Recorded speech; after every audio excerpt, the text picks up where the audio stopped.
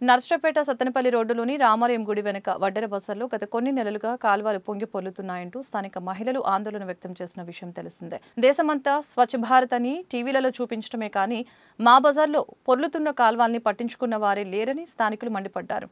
శరన్నవరాత్రి పూజలు జరుపుకోవాలంటే మా లక్ష్మమ్మ చెట్టు చుట్టూ డ్రైనేజీ మురికితో ఇబ్బంది పడుతున్నామని, దోమల బెడదతో జ్వరాలు వస్తున్నాయని ఆవేదన వ్యక్తం చేశారు. ఇప్పటికైనా మున్సిపల్ అధికారులు స్పందించి మా కాల్వల్ని శుభ్రం చేసి దసరా పండుగ జరుపుకునేలాగా దోమల బెడద నుంచి కాపాడాలని స్థానికులు వేడుకుంటున్నారు.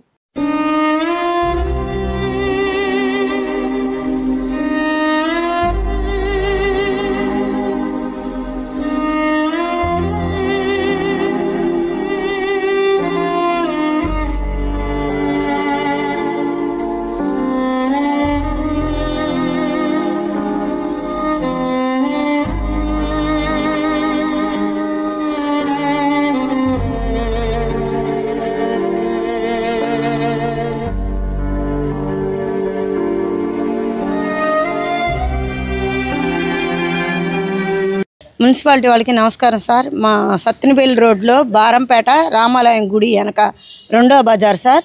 మొన్న వచ్చి చెప్పాం సార్, మరి మున్సిపాలిటీ వాళ్ళకి ఇట్లా కాలువలు ఇట్లా దోమలు ఇట్లా మేము రాములవారి గుడి వెనక మాల్సిన చెట్టు దగ్గర ఇట్లా పూజ చేయాలనుకుంటాం సార్. ఇదంతా అసలు దోమలు నీళ్లు బురద అంతా ఆగిపోయి కాలంలో నీళ్లు పోవట్లేదు. మాకు రోజు వచ్చే చెత్త బండి ఆవిడ కూడా రావట్లేదు. రాత్రి 3-4 రోజు ప్రసాదాలు పెట్టాలి, చేయాలి, పూజ చేయాలంటే రోడ్డు అంతా బురద అసలు నిలబడలేకపోతున్నాం. ప్రసాదాలు పిల్లలకు కానీ పెద్దలకు కానీ ఎవరికి ఏమి ఇవ్వలేకపోతున్నాం. కొద్దిగా మా వంతు దయ ఉంచి కొద్దిగా మా బరంపేట ఒడ్డోళ్ళ బజార్కి వచ్చి చూడండి సార్. స్వచ్ఛ భారత్ అని చెబుతున్నారు సార్ టీవీలో. ఒకటే మనింగా మెయిన్ రోడ్డు కూడా కాదు సార్, వచ్చి మా గొంతులో కూడా చూడండి సార్. రామాలయం గుడి వెనక ఒడ్డోళ్ళ బజార్ సార్, మాది రెండో లైన్. సత్తెనపల్లి రోడ్లో ఉన్నటువంటి రాముల వారి గుడి వెనక రెండో బజార్లో ఉన్నాం. దీన్ని ఒడ్డెర బజార్ అంటారట. అమ్మవారి పూజ చేసుకోవటానికి చాలా ఇబ్బంది పడుతున్నామని మహిళలు చెప్తున్నారు. ఇక్కడ ఉన్నటువంటి డ్రైనేజీ అది పొంగి రోడ్డు మీదకి రావటం, అమ్మవారి చెట్టు దగ్గరికి రావటం ఇబ్బందులు పడుతున్నారు.